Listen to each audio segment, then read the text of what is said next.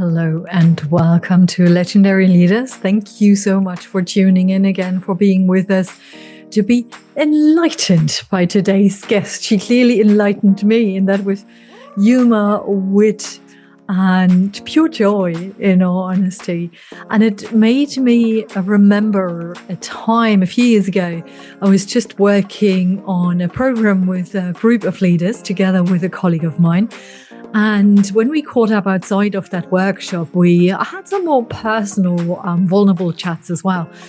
And I disclosed to that one colleague that my aim for the new year is to live more and to bring in more joy into my life. I mean, it sounds like I didn't have any of it. No, absolutely not. But it was a period of time where I just felt I was so focused on making work and juggle everything else in those different roles that we step into every single day, that I felt like life was like a train, literally running past me.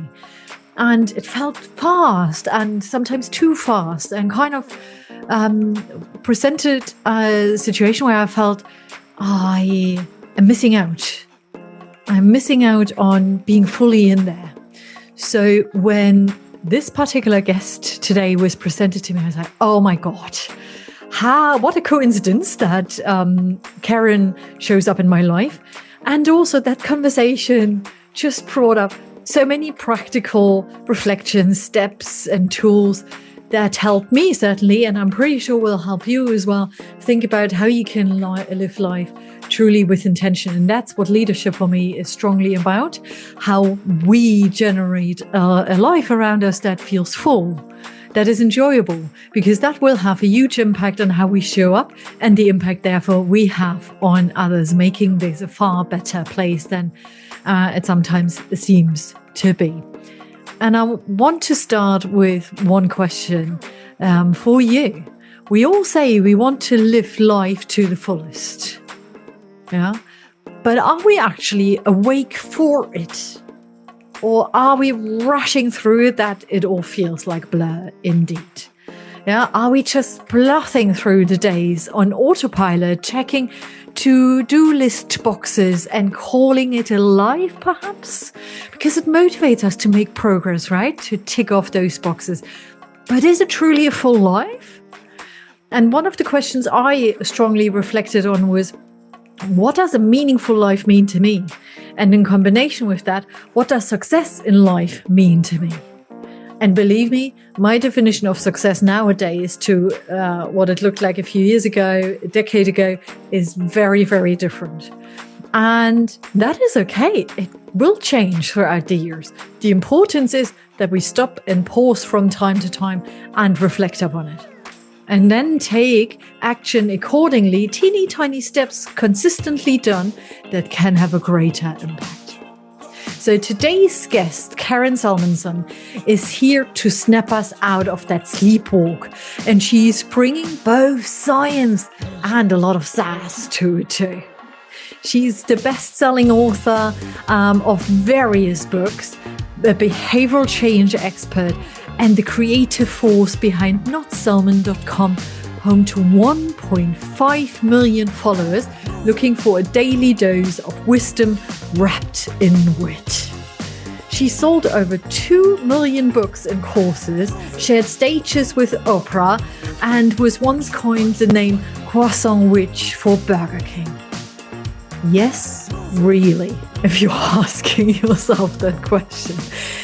In today's episode, we dive into the deep stuff like mortality, regret, happiness, and identity-based change. But we do it Karen's way, with sharp insight, bold design thinking, and a brilliant sense of humor too. We talk about her book, You're to Die for Life, what it means to live intentionally and not just efficiently, and why fun isn't just a bonus, it's a high performance fuel. You will laugh, you will certainly think, and you will probably go reevaluate your to-do list and create your not to-do list too. So here's yet another question for you today, and you may hit the pause button in a moment before you dive into the actual conversation. If your future self wrote you a thank you note, what would they be grateful you started doing now?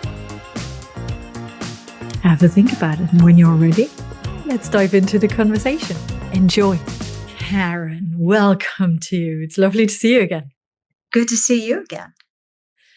Well, we were just chatting before I hit the record button, and you mentioned that you have been described as being funny, and I can definitely agree to that from things I've seen and heard. And your son is the only one who says, nah. So how funny are you on a scale from 1 to 10? Oh my gosh. On my scale or his scale? On yours. That's his scale is not a scale I want to get on, just like my regular scale right now. Those are two scales I do not want to get on. But I don't know. I will say this, that I did show Jon Stewart one of my books, and he gave me an official testimonial blurb.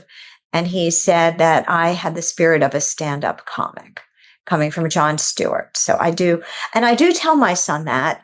Jon Stewart thinks I'm funny, and he says, who's Jon Stewart? He doesn't know who Jon Stewart is, because my son is like only 14 years old. So I'm like, exactly. Yeah. It's a different kind of funny, perhaps. I think so. Yes. So what role does fun, playfulness play in your life? And there's even a TEDx talk about it. So what does it play? What's the role it plays in your life? A big role. A big role. There is the TEDx talk I gave, Fun as a High Performance Fuel, but it's even in the new book as one of my top core values is fun. Which you might say, is that a core value? Yes, it is a core value. And in fact, I believe, and there's research to back it up, that if you want to live a meaningful life, you have to make sure that you're not working too hard. That's one of the top regrets of the dying, working too hard. So you need to embrace fun. And for me, fun and funny and humor and all of that have been a survival aid for me. I go from like ha ha to aha. It helps me to clear my mind and realize things. And you know what? There's scientific proof about that too. I'm not imagining that it does that. They did a study, and they showed two different groups of people, two different types of videos. One group, they showed serious, sad videos. The next group, they showed fun videos. Then they gave them puzzles and problems to solve. And the people that watched the funny videos were more able to problem solve. It helps you to kind of loosen up whatever's stuck there. And in many ways, I think of fun as meditation on steroids.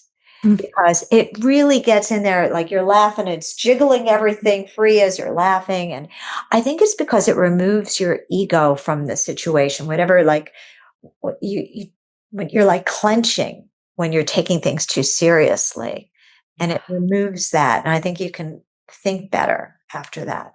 Oh, I couldn't agree more. And that comes from somebody who is a hard worker. So it's for me an experiment that I'm so willing to take every day to say, let's work less hard. And it's, I think, one of my biggest life struggles that has become much, much better. And still there's room for improvement to embrace the fun in day-to-day more. And I'm going to use a word that many of my clients say, Kathleen, can you not say it? Can you not say it? Manifest. I do believe that your energy and your vibrations of energy attract the good stuff that you'd like to have in your life, right? And I think if you are in this hamster wheel, this rut all the time that drags down your energy, well, that's what you're going to create and attract. How do you feel about it, A? And the second part of the question is, what might research say about that? Well, I think I joke that I'm not woo-woo, I'm one woo. I'm just like in the one woo club where I'm open to manifesting, but I'm a kind of a weirdly logical person. Like, even though I'm a creative person, like it's odd. Like people think I'm going to be very into manifestation. I am intrigued by it, but I think about why does that work for psychological reasons? And I do believe that we are all energy. And I know there's quantum physics that says more energy. And then it makes sense that how we vibrate would then bring back like a radio station set to bringing that back to you.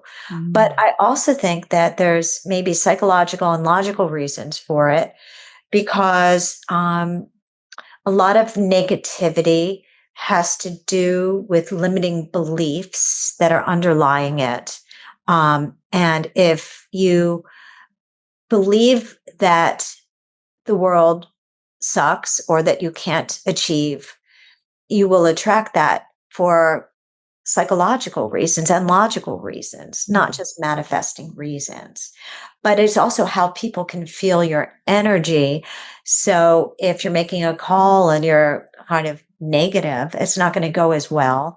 Or if you sit down, again, there's also studies that when you're very stressed, that you leave the neocortex part of your brain, which is your smartest part of your thinking brain, and you go more into your reptile brain, which is quite frankly the stupider part of your brain. It's why you do things when you're angry that you regret later. You're in your reptilian brain. So if you want to truly achieve, you need a calm mind. You need the confidence. And I write about that also in the book about identity-based habits, that your identity is the puppet master for your habits, that who you think you are will be what you wind up doing and achieving. So I'm sort of intrigued by all of it, and including the energy vibrating part. That does intrigue me, because when I look back, I do think when I've been more confident, that attracts much better results. But why is that? I'm curious about it. And I have a similar experience when I learned, and that happened through, actually a pretty challenging situation. But when I learned to relax more and to achieve results in a different way, so less of the hustle culture and more of the, okay, let's be intentional, let's be present in the moment culture, then the magic happened. And I said that on the show before, but it is an experience that stuck with me when I came home. And my partner said to me, "Oh, well, you are on time at home. What's going on?" And I'm like, "Yeah, I must have forgotten about something. I must have, messed something up. I don't know. I feel there's nothing else to do, but something must be wrong about that situation." And there wasn't anything wrong. I just had a different approach, a different way of being, and it felt easy. But because it felt easy, something must have been wrong with it. Yes. I relate to that too.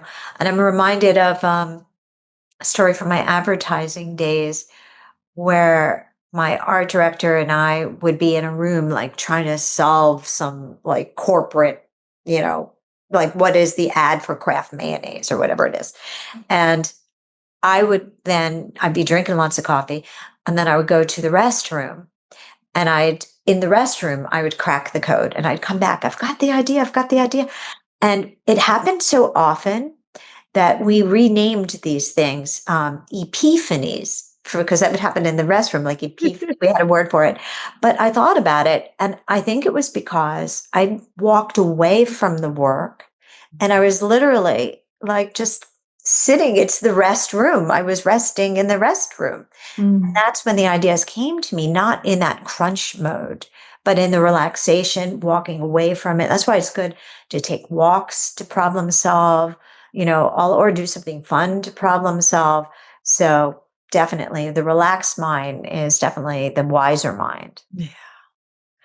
Now, we're going to delve more into how we can get to that state of the relaxed mind. You mentioned the latest book a few times. We are definitely going to dive into that and talk about a topic that might be uncomfortable for many people to talk about: death. And we are going to start, however, learning a little bit more about you, because you mentioned the word identity, you mentioned advertising. So tell us a little bit more about your background. And I'm super curious to learn how your perspective on your own identity might have changed over the years. Okay, let's see. What should I unpack first? Okay. Well, I did start my career in advertising. Uh, I because I really thought it was going to be the ideal career for me because I love writing, I love visuals, I love design, I love psychology, and I love filmmaking. And I thought, oh, advertising, I'll be able to make like little movies, like commercials, and do writing and design, and like it just felt like it would be a good fit for me. And it I on like as far as like success level, it was a good fit because I rose up very quickly. I got a Clio my first year in the business, which is, I guess, the equivalent of like an Emmy in advertising or something like that. And I rose up quickly, but I was like a senior VP, creative director in my 20s, but I wasn't happy because there was so much politics in it. And also, in the end, it wasn't really all that creative because they did focus groups on everything. Like, for example, I remember one day we got given, actually, I said Kraft mayonnaise. It was a Kraft mayonnaise commercial. I mentioned that earlier, Kraft mayonnaise, because it will stay in my mind. We were given a Kraft mayonnaise TV commercial to write on the same day that my art director found out that his wife was pregnant. And his wife gave birth to a baby before we gave birth to a Kraft mayonnaise Oh, commercial wow. because they kept focus grouping it, changing strategies. Like, oh my gosh, we kept going back to the drawing board and everything. So it's easier to produce a live human being with little wriggling toes and fingers than Mm. a Kraft mayonnaise commercial. And I thought, this is ridiculous. And then there was so much politics. And at that point, I had a boss. We used to joke that his mantra was, if you don't come in on Saturday, don't bother coming in on Sunday, because he was like turning us all into like little workaholic machines. So I kept threatening to quit. I wanted to use my creativity at that point to write books, to get people to think in new ways, not to think about buying a new toothpaste. So I kept threatening to quit, and my parents kept talking me out of it, saying, how can you quit? You're doing so well. And I said, well, if I'm doing well, it's something that right now I don't like. Imagine how well I could do if I was pursuing something I was really passionate about. I felt like there'd be whatever I'm doing right here, like the zen of my approach, the zen of my being, could work in the area of writing books. So I eventually did not tell them that I quit and quit. And then I wrote my first book, sold it to St. Martin's Press. It was a novel, then sold it to Miramax to be a movie. And then it's just been books and other things too, other writing things too, ever since. And that was many years ago. That was like 30 something years ago. So I Mm. guess it worked out. I mean, at this point, I've written a lot of books. I've sold like 2 million books. If you're, in case nobody, I don't know if you mentioned that up front, but. Yes, yes, I will have. But that's an astonishing number. And it's not just books, it's courses, masterclasses as well. And it's for me really, really inspirational. Somebody, who has created courses, no books yet. My husband keeps telling me, write a book. And I'm like, no, I don't want to write a book. No, this is not something I am interested in. But there's a lot that you do. I admire writing for Psychology Today. You wrote or are writing still for Oprah? No, I'm not writing for Oprah anymore, but I did that for a while. I had a column on there. Yeah. Uh, so yeah. And and actually my articles from Oprah got picked up from CNN. So a lot of my articles are on CNN. They get picked up when you write for Oprah and put in different areas.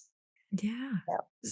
So talk us through this process, and then I come back to my identity question, by the way. Oh yeah. But talk us through the process of, coming up with one book after the other, writing articles, sharing your wisdom with the world. Because many people, I think, have ideas. I'm one of them, but then perhaps procrastinate or, are held back by different things, overwhelmed, whatever it is. What was it like for you?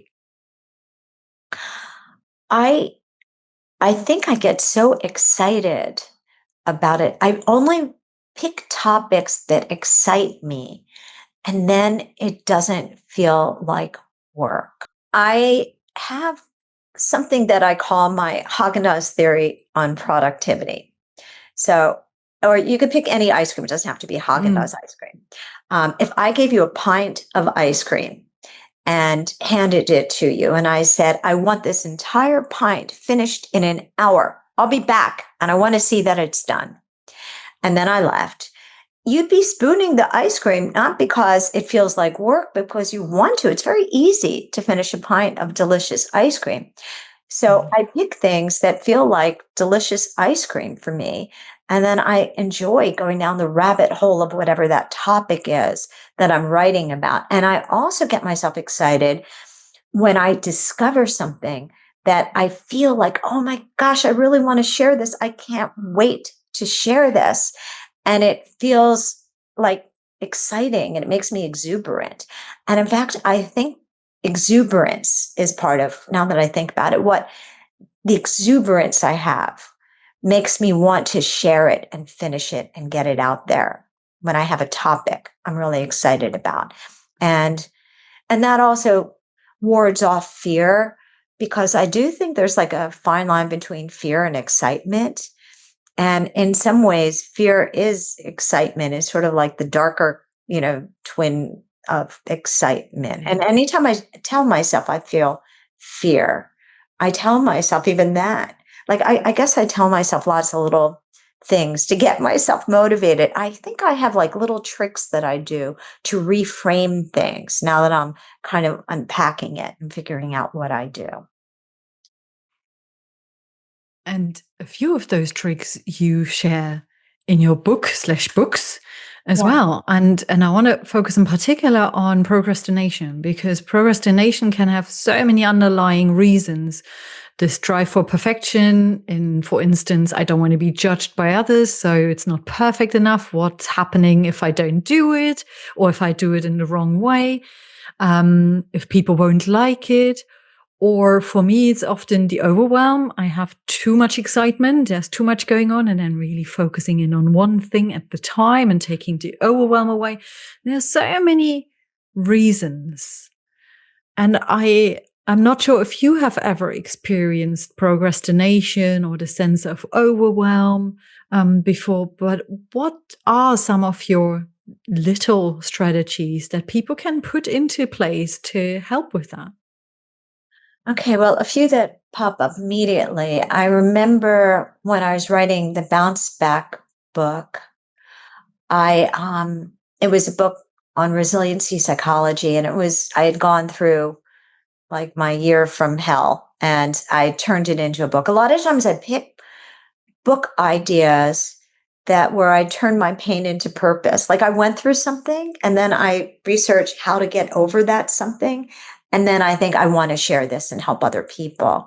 And that helps a lot when you feel like I need to get this out there. So when I was writing the Bounce Back book, there were times where I'm like, oh my gosh, I can't do this. I'm too tired, or I've been working too hard on this. And then I would tell myself, this book can help people. And then I would write down even, and this is what's weird, I wrote down what people might feel if they wrote this, how it might help them, what they might say. And I read that and thinking that, reminding myself that people could benefit from this. I need to get this out there. Well, here's what's weird. I went on book tour for that book after it came out. And this is a little manifesting. It's weird because remember, I'm one woo, but this was a little woo woo. People came up to me and said some of the phrases that I had written down to get myself to keep writing the book. So I envisioned how it might help people, and that helped me get out of my own way. And with my newest book, which is about death, it's called You're to Die for Life. I think of that as my legacy project, and that helped me. Like, I do believe that what makes life meaningful is to feel like you're giving back in some way. It sort of matches with the first one, but this is different. When you feel a fear of something, I remind myself the greater fear is to die with my music still inside me, to not have lived a life where I was brave, where I, was like, took chances. I want that to be my life. And I think about that a lot. Mortality awareness makes you more bold and brave and authentic because you realize the fear of doing something a little bit scary is a lot less strong than the fear of not living your life fully and meaningfully.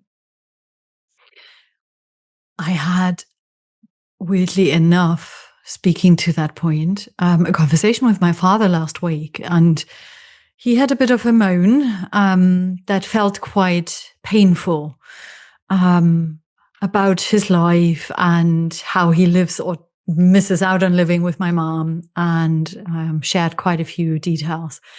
And I felt this pain talking to him and listening to him of life is literally running past you at this point. And I just don't want that for him, or for them in general. And they are at an age where they can enjoy their life and do whatever brings them joy. And they are really stuck in old patterns. And I still remember saying to him, no one will ever write in you would call it eulogy. I said on your tombstone, oh, the house was always clean and tidy and the windows looked perfect. People would usually talk about, how you have been around them, what was enjoyable, the fun stories and anecdotes they experienced with you. And yet, in particular, when I think of them, and obviously I'm the daughter, so I absorbed a lot of that experience as well. For them, it's getting so caught up in the day-to-day hustle, in the to-dos, that at some point you say, okay, how did I really live my life? And you have those regrets, and it makes me so sad. And at the same time, and speaking to what you just shared, it motivates me personally to change things up and to live differently. Yes, yes. And that's what inspired me to write this book also, is thinking about that because I wrote it for two reasons. I'll say one of them now, but then I'm going to go back and say the other one at some point later on. But my dad died. And when my dad died, this was a while ago. I've been wanting to write this book for like 20 years. My dad died like 20 years ago. And my agent kept talking me out of it. So that's another story. I have like 5 stories here, but I'm just going to keep plowing forward with one. And I realized when he died, I gave his eulogy, and I started to think, like, my gosh, that's your life in like 500-word eulogy. What is the meaning of life? What is the purpose? It's a very light topic. And I started to write down all these thoughts, and seeing like the death of somebody that you love so much is such a wake-up call, because we say all the time, life is short. And it just sounds like something on a bumper sticker or embroidered on a pillow. Like, you get it, but you don't really get it until somebody that you truly, deeply love dies. And then it's like the rug pulled out, like, oh my gosh, life is short. Like, and I looked at him and I thought, he'll never see me as a mom. I didn't have kids yet. I've been working so hard, putting off the mom thing, saying someday. He'll never meet my child. And so I started to kind of think about, what is a meaningful life? What is a good life? And I changed a lot of things because of that. And I went down the rabbit hole, because that's what I do. I'm like a research geek, and started reading a lot about mortality awareness. And one of the top regrets of the dying is, I wish I hadn't worked so hard. And there's a lot of these top regrets of the dying from a bunch of different death doulas, end of life doulas.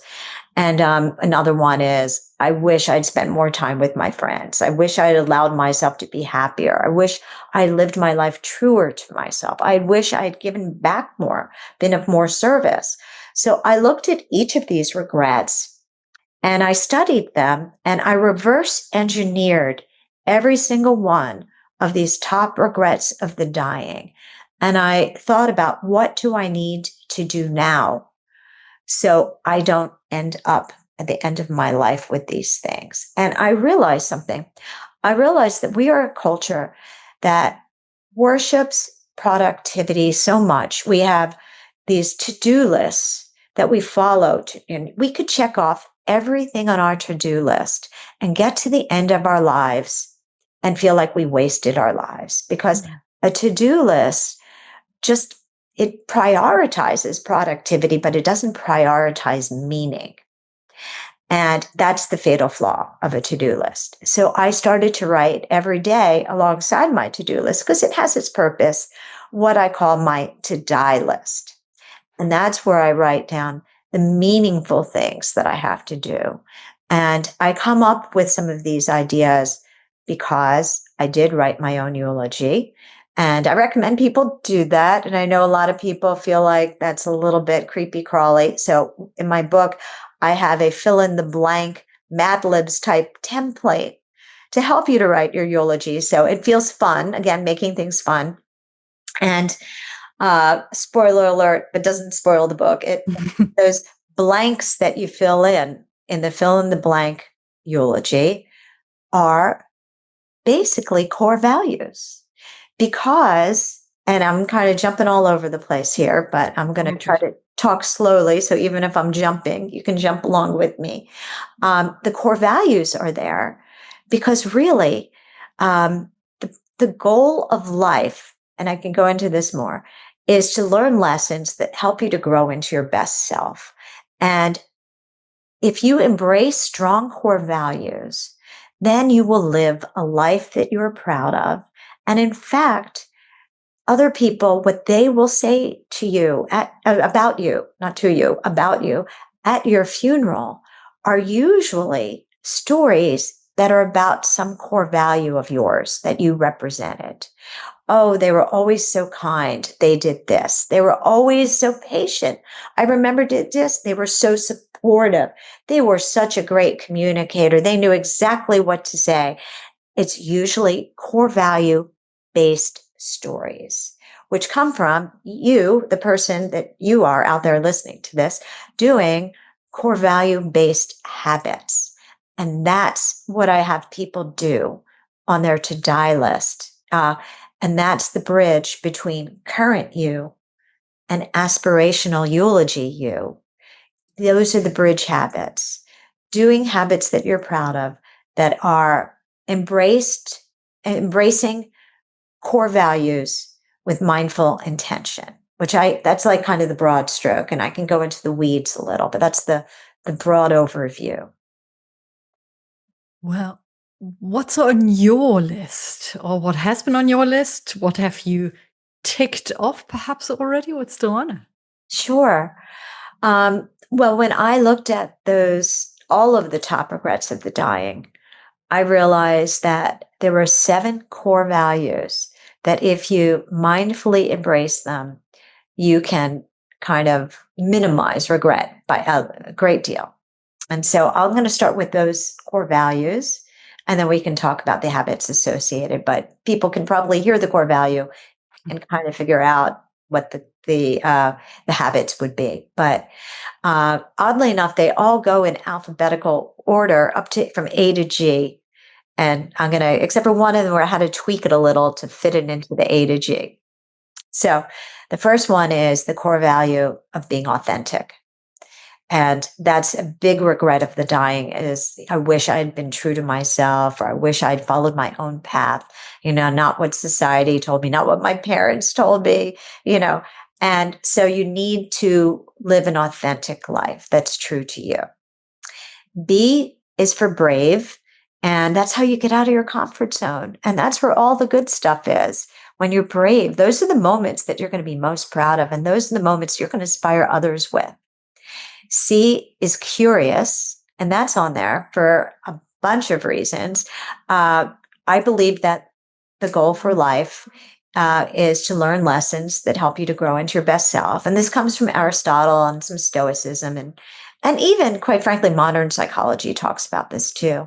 But I'll put a little, pin in that because we can go back to talk about that. But when you're curious, then you could, if something like bad happens, you make a mistake or you get rejected, if you're curious, you can study and say, what can I learn from this? You can we repeat what we don't repair. And if you're curious, you'll put in the effort to repair whatever is that pattern that you have in your life so it doesn't keep repeating. You get curious. Why do I have this pattern? Why did this keep happening to me? Instead of being the victim, you take control by using the core value of curiosity. Plus, when you're curious, you have more awe in your day. You can look at something, go, gee, I wonder why the sky is blue, or I wonder why air is invisible. Like that curiosity brings more joy into your day. D is discerning. And this one's very important because this is how, if we're not discerning, we can waste too much time on crap and clutter in our lives. And I feel like everybody going, I didn't have time for that, is sort of the adult equivalent of the dog ate my homework. You do have time if you're discerning about what you're doing in your day. And I have some tools for that too. E is empathic love. And this is the one I had to get in there. And it's my favorite core value, quite frankly. I think if you only had one core value, if you were trapped on a desert island with only one core value, I would bring love with me, or empathic love.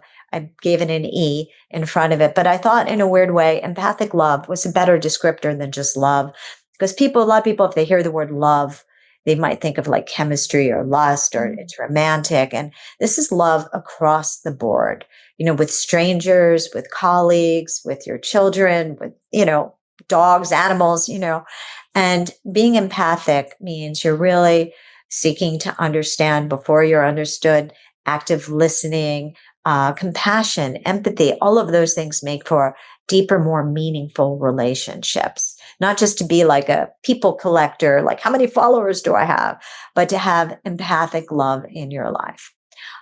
F is fun. That's one of my top core values. And that helps, as I keep saying, each of these core values relates back to the regrets of the dying. I wish I hadn't worked so hard. I wish I allowed myself to be happier. I wish I'd spent more time with my friends, So fun, very key. And then G is for gratitude, because even though life is a long journey and it's up to you to keep growing and learning as you go, you need gratitude for where you are now, to have the energy, like there's the word energy, to feel good in a day so you can move forward to the life that you want. So those are the 7 core values that I recommend to live a meaningful life.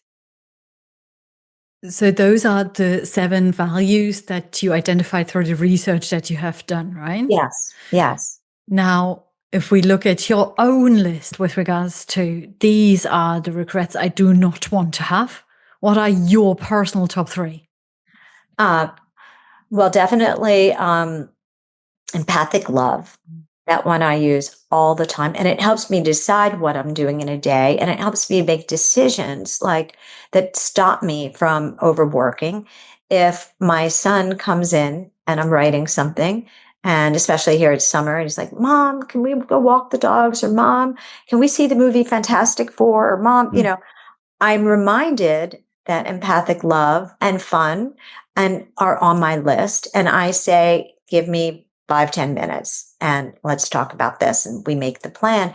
Or I purposefully look at those 7 core values and I write down things for my day that are related to them. That might be habits that might not be on my to-do list. Like it might be.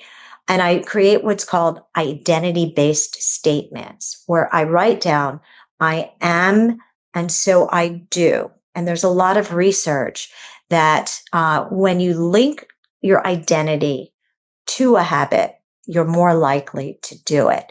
And I write a prompt that helps me to figure out, it's different each day. And what I do is I can either look at my eulogy and just think of some broad stroke things, or I ask myself this question. They come in a couple different variations. Who do I need to become to get everything I want in my life? And then some things different pop up, or I make it specific. Who do I need to become to enjoy a happier relationship with my son or my partner? Or who do I need to become to stop doing this? Or who do I need to become to start doing that? And you could take any problem or goal that's in your life and ask yourself, who do I need to become to, and then put in the fix the problem or achieve the goal. And it's always a core value first and foremost, because your identity is the puppet master of your habits. Who you think you are will determine what you do or if you don't do it. Like we do that subconsciously. If you walk around thinking, I am sloppy, you're going to do the habits of a sloppy person. If you think I'm a loser, you're going to do the habits of a loser person, So you have to get your identity in order first. And you can shift your identity with identity-based statements. And they did a study where they took 2 groups of people and they tested out what would make somebody turn up at the polls to vote. So one group, they just used like clever taglines to try to get them to vote.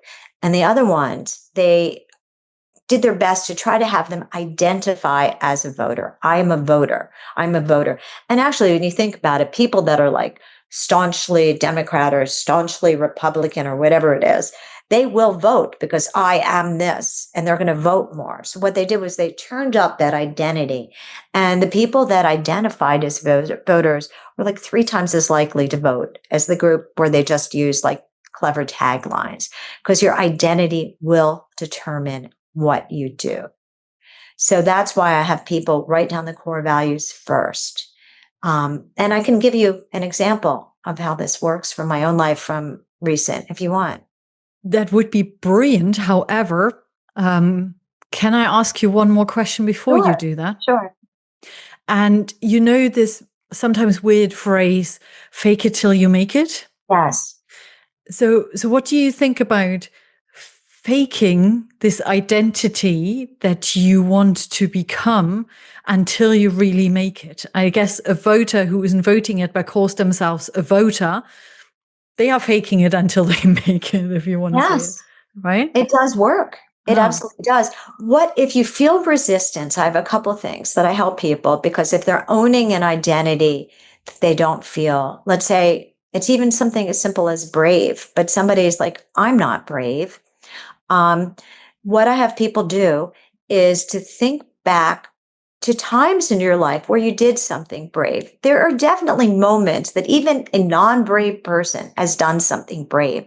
So you look for proof of the times that you were brave, or you use the statement, the old me didn't used to be brave, but the new me is brave. And I'm going to tell you the story of how I sold this book, You're to Die for Life, by using a core value that I didn't even know I had, that I knew I had, but I'd forgotten about. Let me phrase it that way. I had been telling my agent for the longest time I wanted to do a book about death. And she kept talking me out of it because I was writing books that were about happiness, with happy titles. And she's like, and she also did not think that people would read a book about death. But I knew this book could help people because I knew how writing my own eulogy had helped me and a lot of the tools that I was using. So finally, I said to her, I really want to do this book about death. And she said, I really don't want you to do this book about death. Write another book about happiness. And then I remembered when I had sold How to Be Happy, Damn It, which is one of my bigger bestsellers.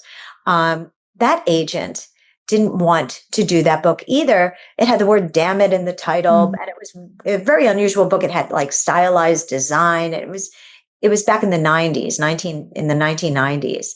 And it was like a little bit ahead of the curve. And she said, nope, nope, nope. And I politely said, I'm going to find another agent. I love you. I disagree.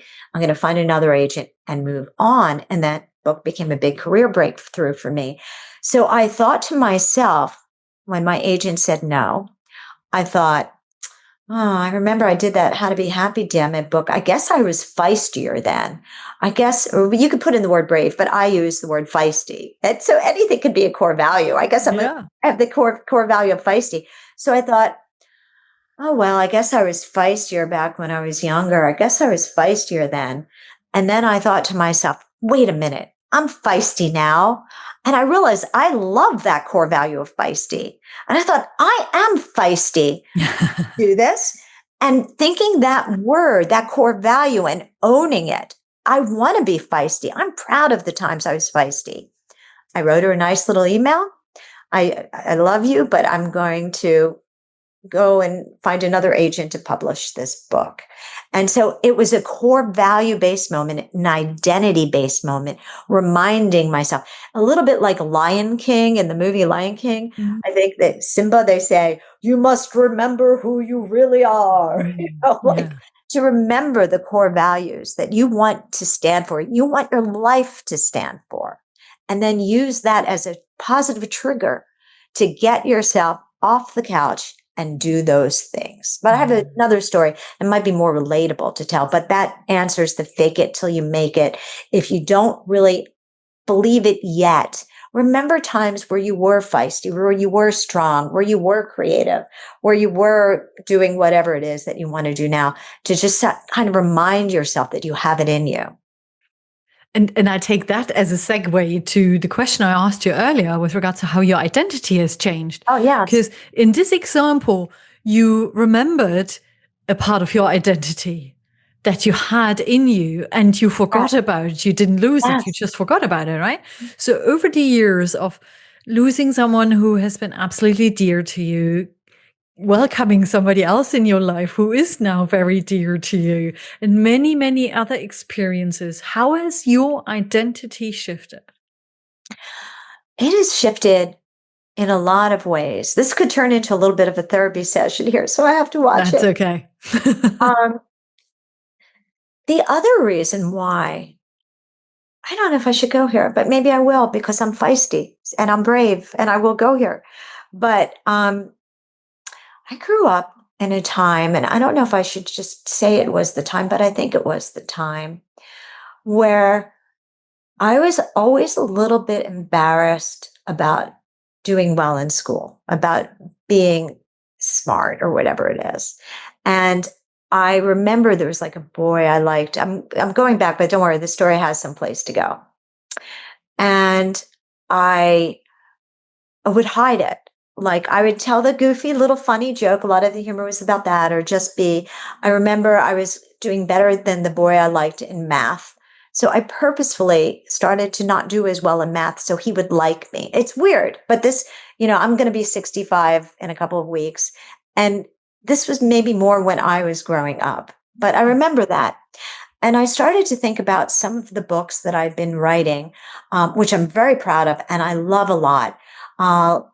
How to Be Happy, Damn It, the Bounce Back book. They all had images and design, and they served the purpose because it was what I called self-help for people that wouldn't be caught dead doing self-help. Because at that time, I was also slightly embarrassed to be reading self-help books. So I thought there should be self-help that you can read in public and feel proud, and also give as a gift to somebody, and they're not going to punch you because they look kind of cool. Mm-hmm. So that was the brand of books that I was doing with How to Be Happy, Damn It, and the Bounce Back book, and Think Happy, and all of these books. And they were very cute and fun. But I felt like the book that I wanted to write on death, the one that I'm here, like the one that I just came out with, I wanted it to be deeper and smarter and more philosophical. And I thought to myself, I haven't really ever, and I'm going to say it in a funny way, come out of the closet as a smart person. Like I hide a little bit in some of my other books with the cute graphics and the humor. I mean, they still have a lot of depth. I still love those books and I firmly recommend them, but I wanted to push myself a little further. I wanted to challenge myself. I felt like I was on a little bit of a conveyor belt with those books. I knew how to pull them together. I could do that so quickly. And I wanted to stretch myself and be a little braver about writing a book that was just all text only. And I wanted that identity, not just like, oh yeah, self-help for people who want to be caught dead doing self-help, that are like cute, smart. But I wanted a book that really helped people to think about death that nobody wants to think about. And that's where the humor can come in handy to get people to really sit with the idea that we're here and then we're not. And it's up to us to make the here part as meaningful as possible. And that would require me to write differently, to write deeper. And I was ready for that. So it wasn't just feisty for writing a book about death, which was daring to my agent's point of view, but also as me as a writer, I was ready to reach in deeper inside of myself. And I didn't want to die with that music still inside me. I felt like, you know what? I'm freaking in my 60s now. What am I doing? Like following some ancient script, like girls are not supposed to show up as whatever this stupid story was. And so my identity shifted. And that's also why I wrote this book. So there's a little bit of therapy there, but I do think about that. So I figured I'd share that out loud. You asked me the question. Feels like the right answer. And I still find this question, this answer beautiful. And it shows how many memories and experiences that shape our identity stay with us. Yes. But kind of hidden away because we've done so much stuff on it for various reasons again. Right. And then suddenly at some time in our life, it starts to pop back up. And there you have a different kind of power to step into that space and to really show you. And you know what kind of helped me? And this is odd. The internet.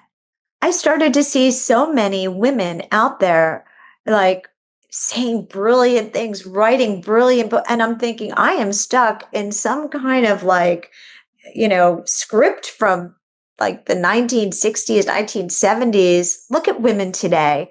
Time to just shake that off. Yeah. Come out and be my full self. And so I actually have to thank the internet for that and changing how women are showing up, And can I say that I truly, truly believe, and I'm pretty sure you would have some research about that true wit, being compared to a stand-up comedian, for example, stems from intelligence, from being smart, from connecting the dots pretty quickly. Yeah, thank you. I mean, of course, I want to believe that. So thank you. Yeah, there are studies also that people learn better when there's humor. So there's studies about that. So, and I think what I also can do is take really boring, complicated things and write them in simple ways with humor. So it's easier for people to digest. Like I have in my book, everything from like Aristotle and Stoicism to, positive psychology to the difference between Hedonia and eudaimonia. But I write about it in a way that breaks it down. Like when I talk about Aristotle feeling like there's a difference between pleasure and happiness. One of the things I say that he says, which he didn't actually say, but I say that Aristotle thinks that the soul is the G spot for happiness. So I take what he would say and I put it in terms that have the humor and sum it up quickly. So the soul is the G spot for happiness, according to Aristotle. And if he were here and had a couple of olive martinis in him, he'd probably go, yeah, that's right, Karen, it is, I'm so going to write that down somewhere and share it with as many people as possible. That's the first time I have to admit to you that the word happiness brings up a positive feeling inside of me. Now, that might sound a little bit weird, but I've been writing about that a few months ago. For me, happiness is something that may be down to a moment. And I'm gonna make more sense of it. I hope so, at least. So a few years ago, maybe 15, 16 years ago, I worked with a coach, and I still remember she asking me, what is the goal of your life? And I'm like, well, I want to be happy. I want to experience true happiness. And I believed that for years. And at some point I thought, this is rubbish because it builds a lot of pressure. And I don't believe you can be happy all the time. There will be moments when you're a bit meh. Sometimes you will be truly unhappy because things don't go always the way you want them to go. And we need, as human beings, some hard times as well, challenges in life that help us, as you said, grow and learn so we can become our best selves. So happiness for me is something that is down to certain periods of time. And then we may feel it less and then it comes back.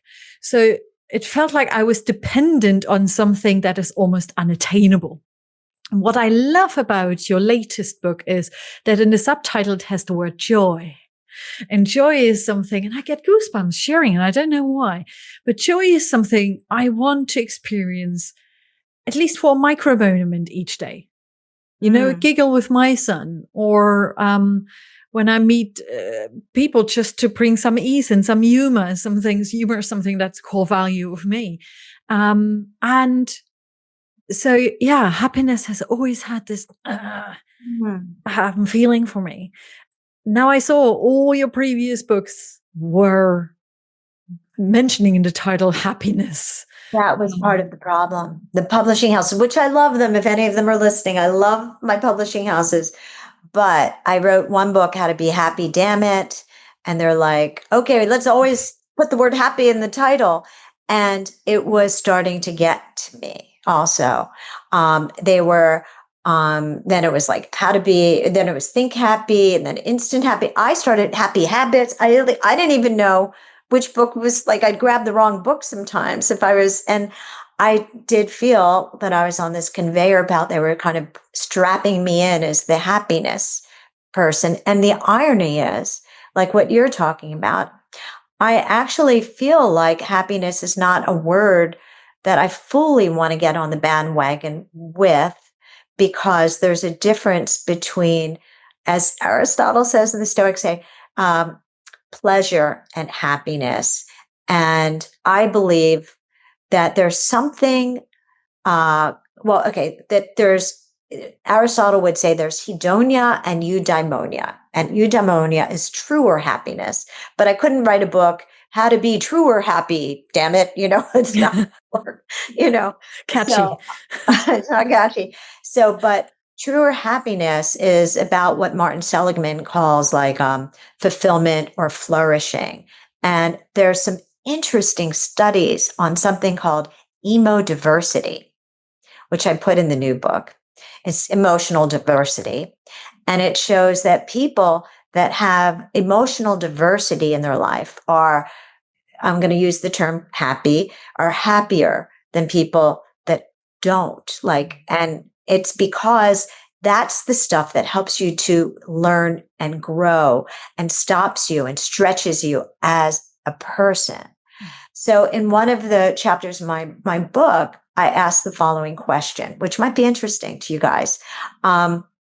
If you had the choice to live 10 years of your life in total bliss, no conflict, no stress, no tears, no fights, no anything like that.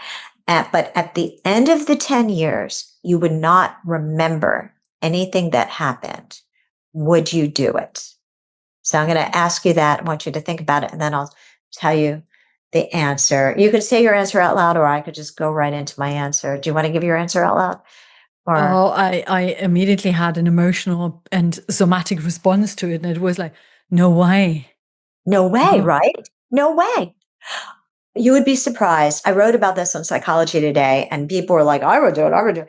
That's the equivalent of like being in a coma, or being drunk for or on high or stoned for 10 years. I guess some people are choosing the latter part. But so this is one of my beliefs on a meaningful life. Is it needs emotional diversity. Aristotle said that he believed, by the way, that you should suffer, that the goal of life is not to live pain-free. The goal of life is to learn lessons that help you grow into your best possible self. And he believed that the highest form of knowledge is not anything that you would get from a book. It's insight, because insight is the only knowledge that leads to growth And we're here to learn lessons to grow into our highest self. He calls it the education of the soul. And if somebody doesn't like the word soul, it could be education of your core self, but that's why we're here.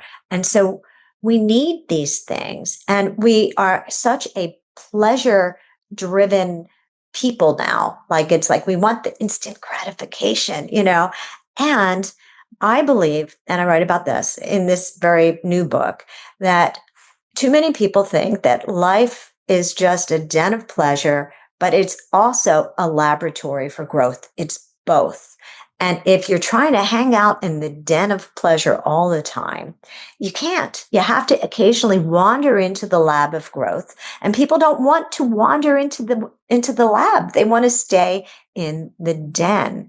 But you have to wander into the lab of growth and take the time to, without distractions, to contemplate your life, have that quiet time in your head to get curious. There are these words, curious, and figure out, why does this keep happening to me? What am I supposed to learn from this? How can I grow from this?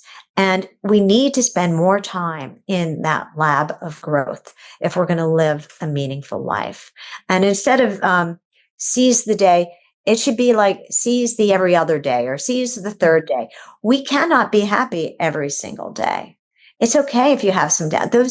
Everything is there to serve as like an emotional, it's called emodiversity, as a wink to biodiversity. And in a biodiverse, like in the ocean, there's like sludge and there's like some of the, seaweed in the muck.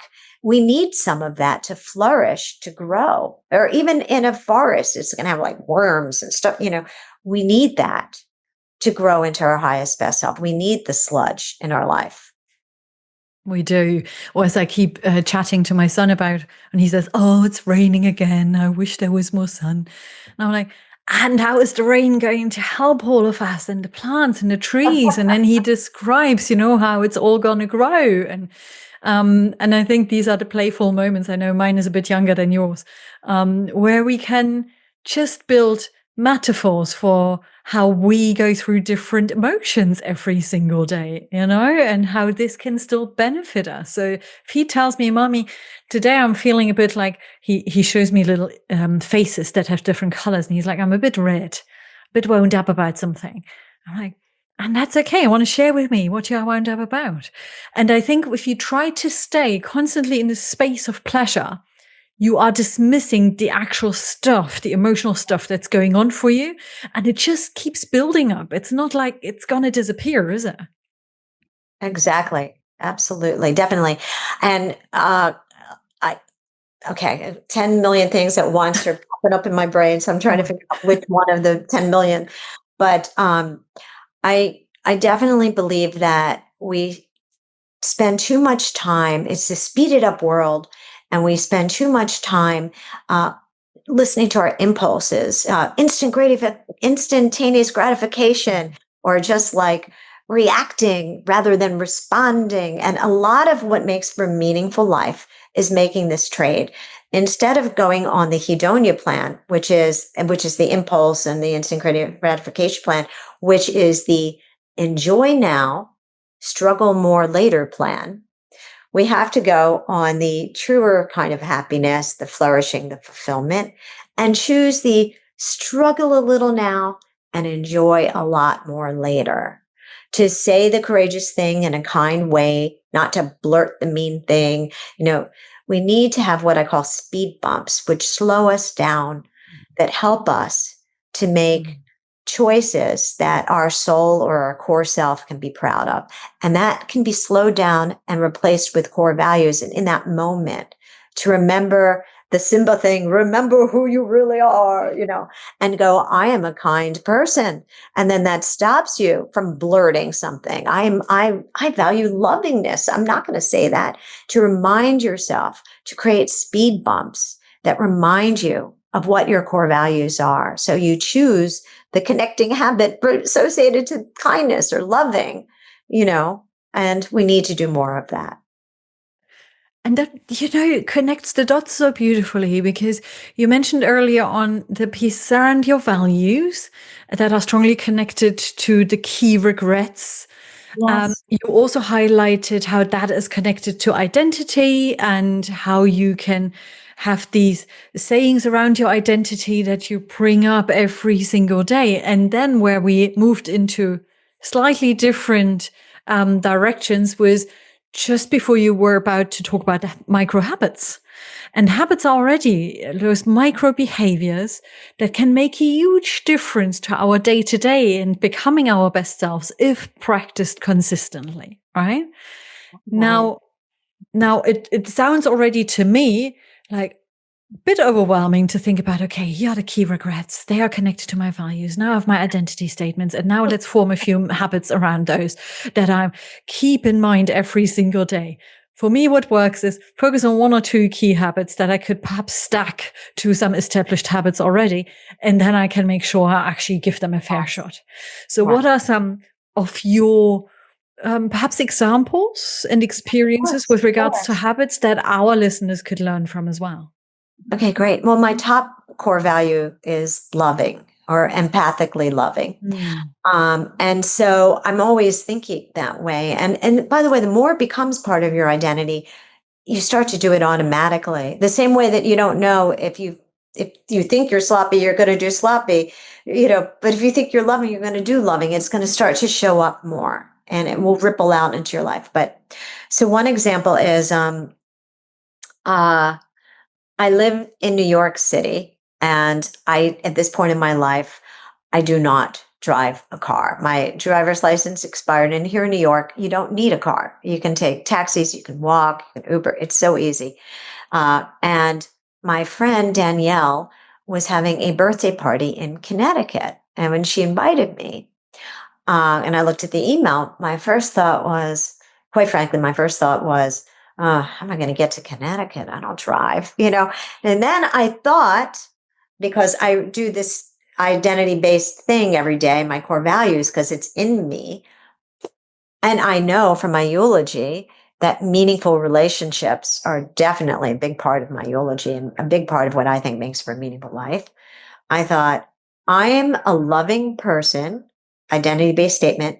And so I find a way to get my tush to Connecticut for Danielle's birthday party. But then this is what happens when you connect to the core value. When it's there, it's like an accountability buddy. Like if I just said loosely to myself, I have to figure out how to get to Connecticut, that might work. But when you say, I am a loving person and I find a way to get to Connecticut, you are going to find a way to get to Connecticut, because then if you don't, wait, what? Huh? I'm not loving? Like it creates like cognitive dissonance. So when you attach a core value to a habit, you're far more likely to do it, especially if it's core value that you really love about yourself, like you want to be, you want to represent. So of course I found a way to get to Connecticut.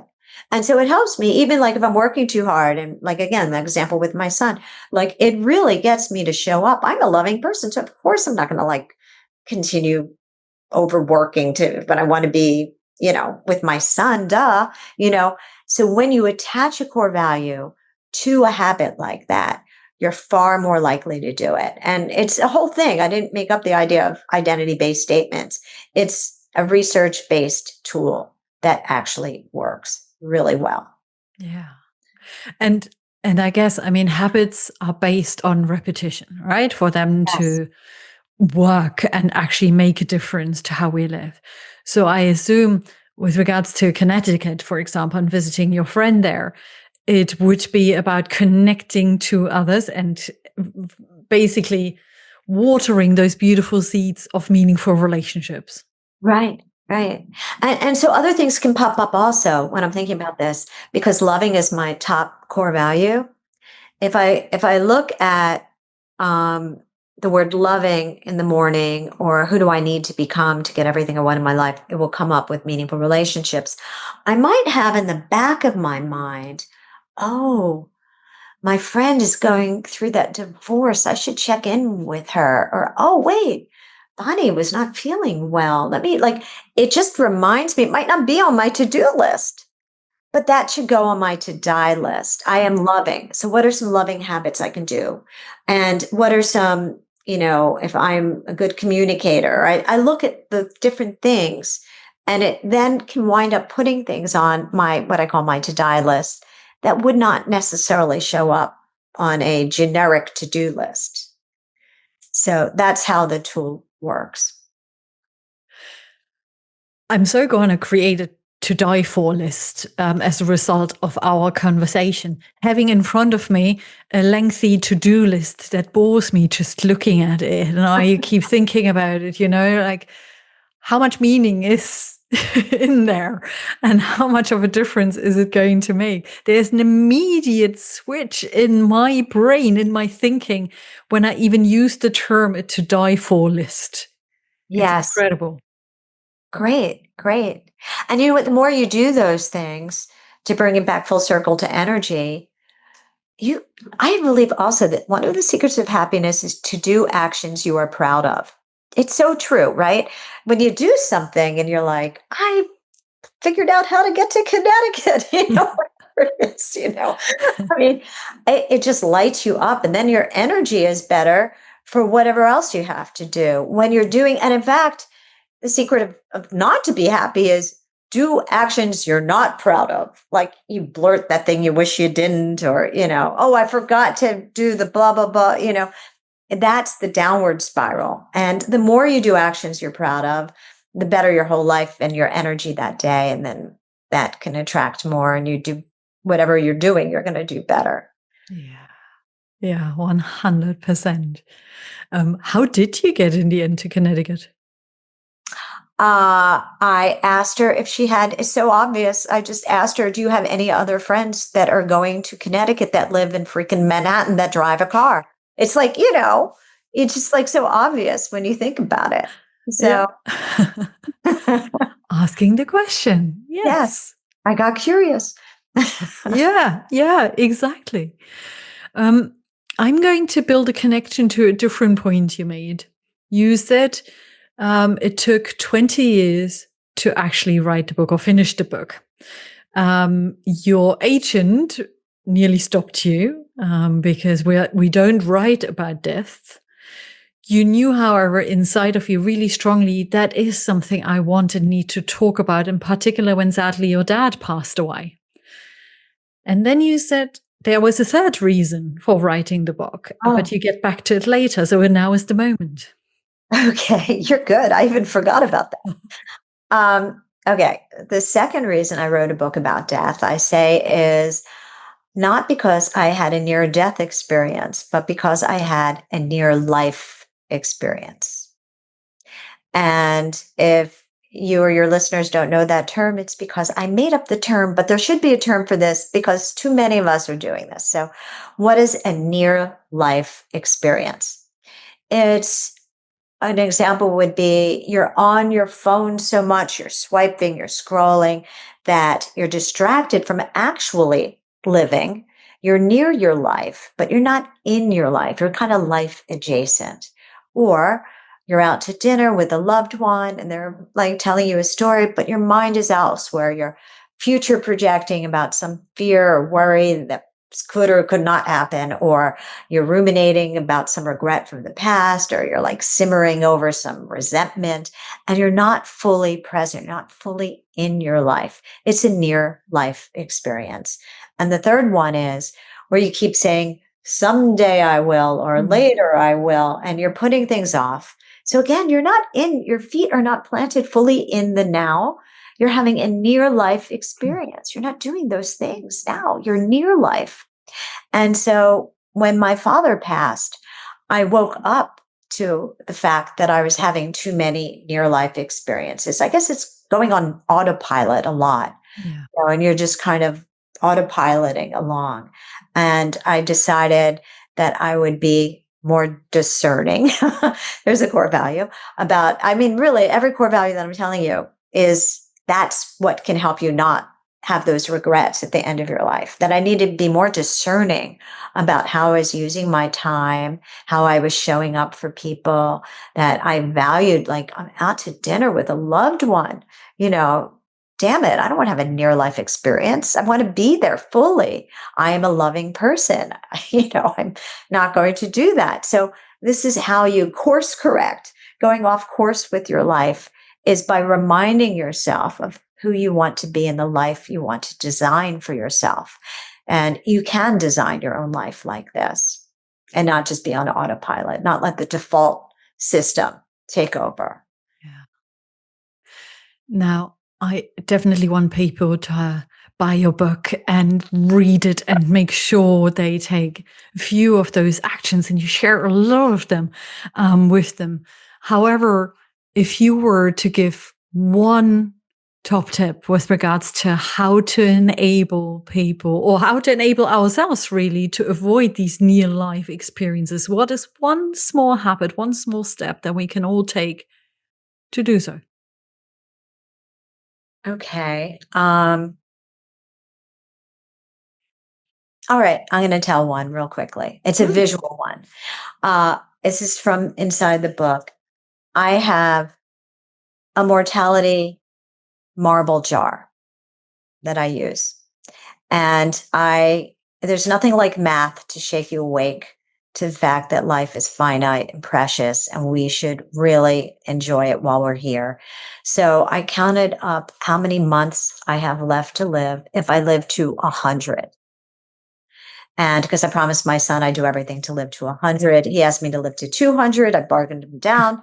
He accepted 100. So at the time I did this exercise, I forget the exact amount of months I had, but I had something like 437 months left to live. And that alone, just even knowing that, makes you want to use every month better, So I went out and I bought 437 marbles and 2 marble jars. And in fact, this was also another wake-up call. I bought them on bulk on Amazon. I got 500 marbles. And when they arrived, I immediately had to remove like 70 marbles. Yeah. I'm like, oh my gosh, I don't even have a full 500 marbles here. Again, wake-up call. How am I using my marbles? How am I spending my months? And then I put the marbles in the jar that I thought of as my future, and marbles in another jar that I think of, an empty jar that I started to put the used up marbles in the empty jar. That's my past, but they're also my memories, which is good. And every month, the first of the month, I take out a marble and I hold it in my hand and I tell myself, this is a piece of my life. How did I spend this piece of my life? What did I do with this? Was this worth a piece of my life, a marble of my life? The first month I did this, a little depressing, I got to tell you, because I couldn't remember what I did that month. I'm like, what did I do this month? The first time I did it. And I don't know. I think I had to I saw the dentist, and I thought I got to do better. Took the marble, plunked it into the jar that represents my past.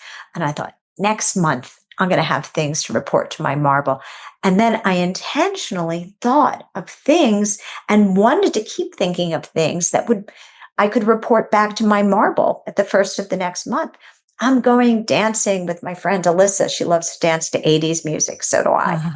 Cool. I'm going to the theater with my friend Robin. She loves the theater. I'm going to have meaningful experiences with the people that I love the most. And I started to be more intentional about fun core value, planning fun things intentionally. That should go on your to-do list. You put all the boring stuff on the to-do list, but being intentional about how I'm spending that month. So I at least have a couple really exciting things to look forward to.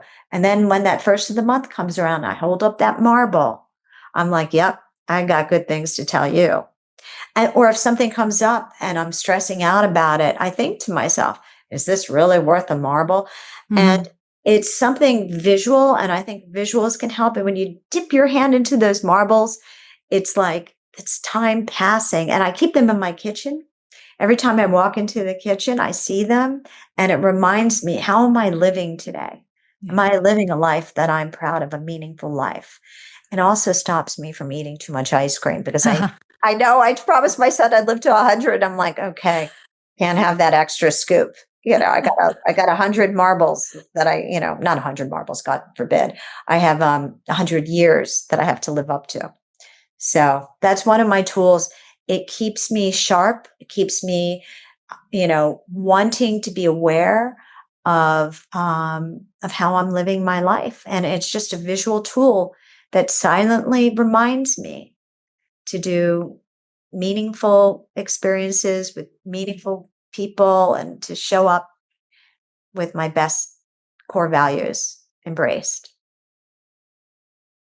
That is such a beautiful tool and Thank such you. a doable tool. And something I would definitely recommend to anybody who's a visual person as well. And I also just imagine your son walking into the kitchen knowing he's quite passionate about nutrients and food. So that is a place where he sees it as well, and hopefully is inspired by you and you role modeling to live this joyful, full life, or flourishing life, as Martin Seligman would say, instead of, getting too caught up in the let's sit in front of our phones and scroll through. So hopefully he is taking a lot away from how you live your life as well. Yes, absolutely. Absolutely. I mean, he sees them, and then actually he has reminded me, like, Mom, go to the gym. You want to live to 100. He sees yours too. So, Brilliant. Oh, well, I have been taking so much away from this conversation already. And, I will definitely even read a happiness book, but definitely get a copy of your latest beautiful book. And I would highly recommend that you all listeners do the same. Have a read through your To Die for Life and see which of those practical strategies work best for you. Which of those do you feel most drawn to? I know it has launched recently in the US. Is it out in Europe yet? I think it is. I think it launched everywhere on July 22nd. So it's out. And it was the #1 new release in Audible, Kindle, and print. So it hit all of those, which I'm very happy about. So. Well, there, you told your agent wrong. Here we go. Congratulations. Thank you. Thank you so much. Thank you. And thank you so much for being here today with us. Before we let you go, let people know where they can find you. Oh, thank you. Well, my name is Karen Salmansohn, and everybody mangles it. They're always going Salmansohn. And so I'm always saying not salmon, not salmon. So I'm available on social media at Not Salmon, like Instagram, it's Not Salmon, Facebook, Not Salmon, even Substack, Not Salmon. So that's how you can find me. And my website's Not Salmon. But I do have a special website called Your To Die For Life, yourtodieforlife.com. And I have some freebies on there. I have an end of life planner called Over My Dead Body that people can fill out. And I have a quiz there. What's your vitality age? Which is different than your biological age and your chronological age. That's free. And it sort of tracks like how much life do you have in your life right now? What's your vitality age? So I have free things on my yourtodieforlife.com website as well. So go and check it out is what I'd recommend. Karen, thank you so, so much. I'd love to have you on the show. I can't wait to share your amazing insights and experiences and heartfelt stories with our listeners. And I'm wishing you a wonderful day. Oh, well, right back at you. Thank you. Thank you. And to everybody listening to us, we are curious. What did you take away from today's episode? What is one thing you are going to put into place? What was a light bulb moment that you may have experienced? I had a few of those. Can't wait to hear from you. Until then, live your life to the fullest and take good care. Bye-bye.